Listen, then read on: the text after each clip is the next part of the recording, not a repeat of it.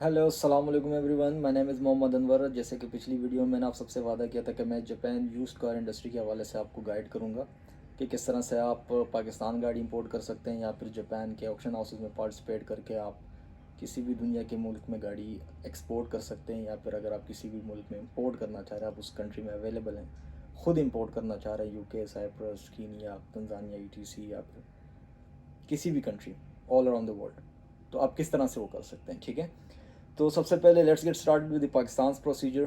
बहुत इजी है। थोड़ा सा मार्केट में लोगों ने इसको हवा बनाया हुआ है, बट इतना कोई इसमें हार्ड एंड फास्ट रूल्स नहीं है।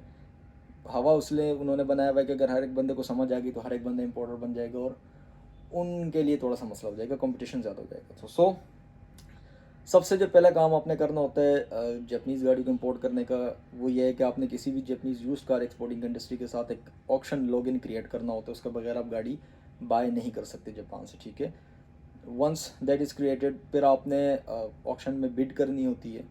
जब आपकी बिड सक्सेसफुल हो जाती है तो फिर उसके बाद आपने जो थर्ड प्रोसेस है उसमें आपने उनको कंसाइनी नेम प्रोवाइड करना। अच्छा, कंसाइनी जो इंटरनेशनल सिनारियो में होता है वो तो कोई भी XYZ जो इंपोर्टर होता है वो अपने नाम से इंपोर्ट कर रहे होते हैं, क्योंकि पाकिस्तान में commercial import is not allowed.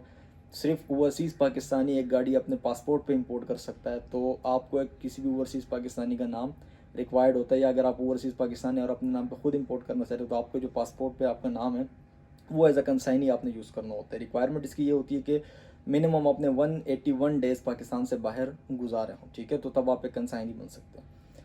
Once that is done, गाड़ी वहाँ से शिप हो जाती है तो आपको जो है ना कंपनी दो डॉक्यूमेंट देती है। एक होता है BL, जिसको बिल ऑफ लेडिंग कहते हैं, और दूसरा होता है एक्सपोर्ट सर्टिफिकेट। ठीक है, BL पे आपका नाम एज अ कंसाइनी आ जाता है। मेक श्योर कि आप स्पेलिंग में कोई मिस्टेक ना करें।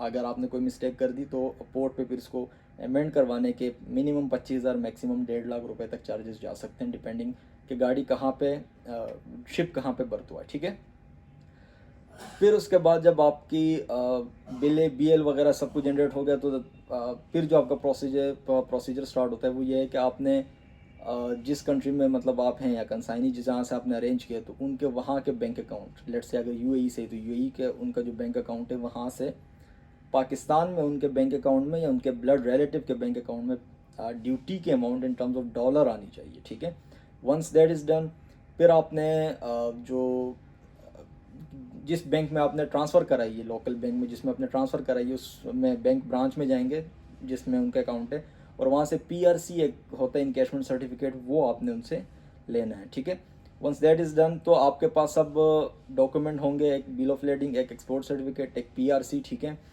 और एक पासपोर्ट। ये चारों चीज़ें आपने ऑक्शन एजेंट के थ्रू कस्टम हाउस में सबमिट करानी है। कस्टम हाउस इन सब को वेरीफाई करने के लिए दोबारा बैंक भेजता है PRC को। ठीक है, PRC की अमाउंट को दोबारा वेरीफाई करता है तो बैंक के हेड ऑफिस जाती है और वहाँ से वेरीफाई होकर आती है। ठीक है, इसमें कभी कभी हफ्ता 10 दिन भी लग जाता है, कभी कभी 30-40 दिन का भी प्रोसीजर होता है। तो जितनी जल्दी जल्दी आप उसको सबमिट करेंगे इतना ज़्यादा आपको फ़ायदा होगा, क्योंकि अक्सर गाड़ी पोर्ट पे लग जाती है और बैंक से जवाब नहीं आया हुआ होता तो आपको पोर्ट पे डैमेजेस लग रहे होते हैं और आपकी गाड़ी की कॉस्टिंग बढ़ रही होती है। ठीक है, जब ये सारी चीज़ें हो जाए, वेरिफिकेशन हो जाए, ड्यूटी की अमाउंट आ गई, वेरीफाई हो गया, सब कुछ हो गया, फिर आपने ड्यूटी सबमिट करनी और अपनी गाड़ी क्लियर कर दी है। ड्यूटी किस गाड़ी पे कितनी आती है वो इंशाल्लाह हम आपको आने वाली वीडियोस में सब गाइड करेंगे। हमारी जो आने वाली वीडियोस होंगी उसमें हम आपको ऑक्शन हाउस का ओवरव्यू पूरा देंगे कि किस तरह से आपने वो ऑक्शन हाउस में सेल्स स्टैटिस्टिक्स किस तरह से देखने हैं, गाड़ी के पैकेजेस कैसे समझने हैं, किस तरह से बिड करनी है, किस तरह से गाड़ी सर्च करनी है, ऑक्शन शीट को किस तरह से समझना है। इसके अलावा फिर कंसाइनी की जो रिक्वायरमेंट किस तरह से आपने फुलफ़िल करनी है, आपने ट्रांसफ़र करते वक्त किन किन चीज़ों का ख्याल रखना है। ठीक है, और इसके अलावा PRC, FRC, ये सारी चीज़ें किस तरह से बनती हैं।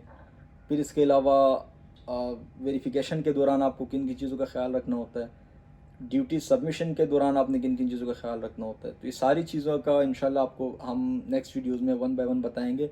प्लस फिर इंटरनेशनल सिनारियो में किस तरह से आप इन्हीं ऑक्शन हाउसेस से काम कर सकते हैं कि आप पाकिस्तान में बैठे हों और आप इंटरनेशनली किसी भी क्लाइंट को अपनी गाड़ी शिप करा सकते हैं, किसी भी मुल्क में हो, उसमें किस तरह से आप एज अ फ्रीलांस अपना कमीशन कमा सकते हैं।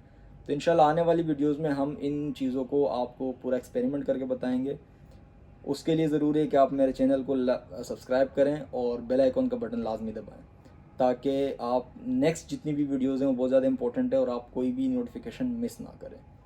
Thank you for watching this video and keep sharing my channel. Thank you very much.